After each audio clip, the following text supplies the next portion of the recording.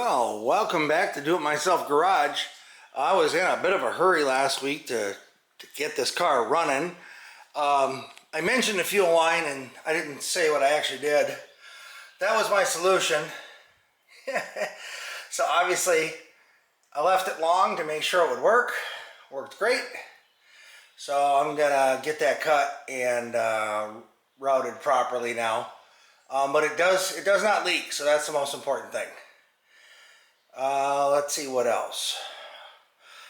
I don't know if anybody else has this problem, but these, probably just because of these alternators with the self-regulating, but that bolt comes right next to the valve cover.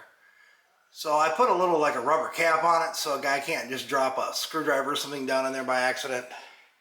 Silly stuff like that. I still need to tighten up the power steering pump belt. That's easy enough to do. It's that bolt right there. You gotta kind of loosen the other two, one of the other ones up so it'll rotate, but pretty easy to adjust that one. You pry on it right back here on that little tab and adjust your tension. So a bunch of little stuff to do yet before she's ready for the road. One big item, I still don't have the valance or most of the sheet metal attached properly, and I want to adjust that front bumper. Now that I put the body mounts in, the front bumper's too low, so I am going to adjust that, I think, before I drive it. I'm probably going to drive it without the hood, and then I also need to take my oil pressure gauge. You know what, maybe I will leave it there for now and I'll just strap it to the cowl since I don't have the hood on yet.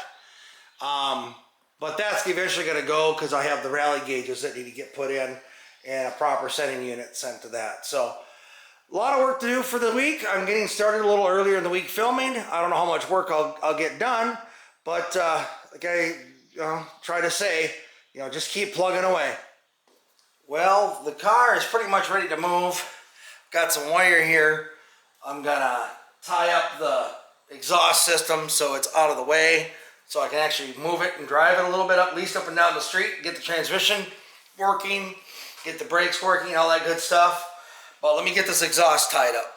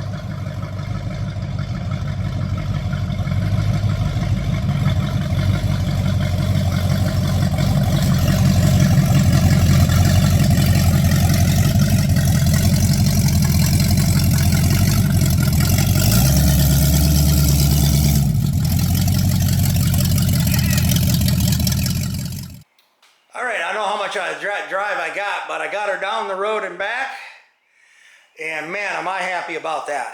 I need to go get some more transmission fluid.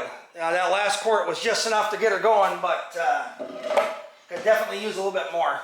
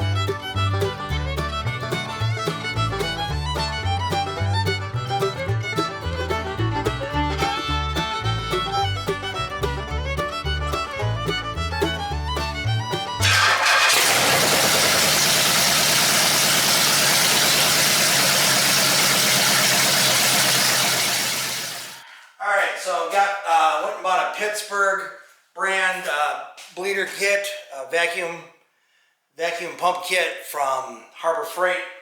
I hit all the brake lines. I got a lot more of the air out of them now. A lot better. I need to get the hood on. I got the air cleaner on. And I should have just enough room for the air cleaner. It's going to be a close fit with that Frenelic spacer on there. But it should fit. I showed in the video. At least I hope I didn't edit it out. I did fix the fuel line and tested it. I put the cotter keys in all the suspension. So that's all good to go. I still need to do my alignment, at least a rough alignment, so I don't scrub the tires off on the way uptown to go get it done. I ordered the pieces for the exhaust. I was hoping to get that on this weekend. I called the exhaust place and it reminded me I had to have the flange brackets, and I didn't have those. You can flare the pipe, but if you don't have the brackets, you can't bolt them up.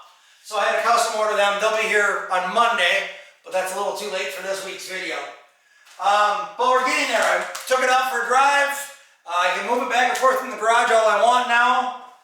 The time to get some miles on it, get the engine broke in, and then we can actually take it out and really drive it. So got about 500 miles I need to get on it. I'll probably do about 100 or so, then do an oil change, then do another 400, then do an oil change. I don't drive a whole lot even when I have the car. I haven't been doing a lot of car shows. But I want to make sure the engine gets broke in, get the bad oil out of there as you're breaking it in. So a couple extra oil changes is whatever. That's an investment to me to make sure the engine is broken decently. So anyway, that's kind of where I'm at for this week. I'm still not super happy with the suspension. I got one side that's a little lower than the other. I got to verify if that's the frame or the body.